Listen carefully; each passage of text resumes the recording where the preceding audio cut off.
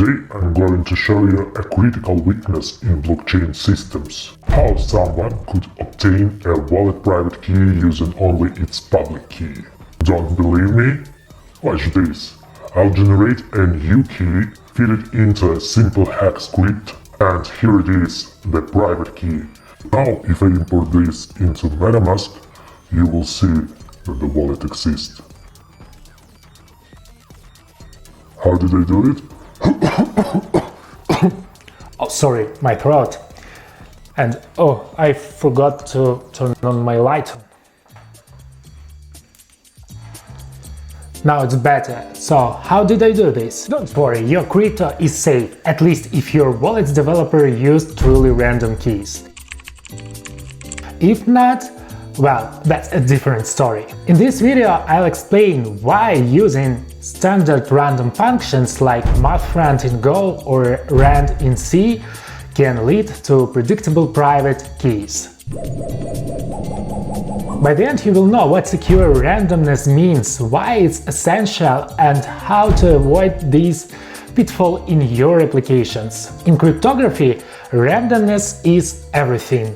A private key that's truly unpredictable protects your digital assets from Bitcoin addresses to Ethereum wallets. If someone can guess or brute force that key, it's game over. That's why strong random numbers generators, ones that produce unpredictable high entropy bits, are crucial. We call it unpredictable, but in theory nothing is 100% unpredictable. That's a topic for another day. To understand predictable randomness, imagine shuffling a deck of cards the same way every time.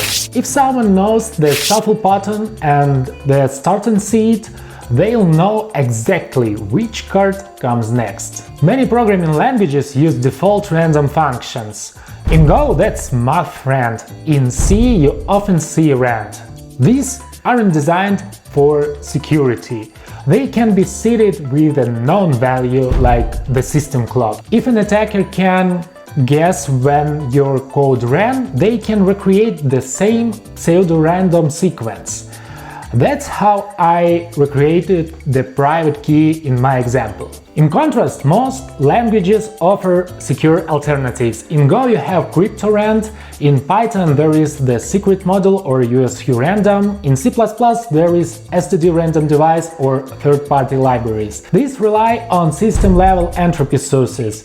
They gather randomness from unpredictable events, things like hardware noise, mouse movements, and network activity. The output is considered cryptographically secure, meaning it's practically impossible to predict. Let's dive into the example I prepared. I'll show you two Go scripts, but the logic works in almost any language. And just warning, this is purely educational, don't use this approach to generate real keys. First, I use the current Unix timestamp as the seed. Then I generate a pseudo-random private key, I derive the address and print everything. In the hack script, I take the generated address, assume it was created within the last hour, and brute force every possible timestamp in that range. If I find a match, I've hacked the wallet. No matter what language you're using, there is almost always a secure alternative. Check your language's documentation and use its recommended cryptography RNG. So here is the takeaway. Never use predictable random numbers generators for cryptographic keys. This includes API tokens, passwords, reset links, and especially blockchain wallets. I hope this video helped you understand how it's easy to guess insecurely generated keys. If you found this helpful, please like and subscribe for more content on programming, security, and blockchain technology.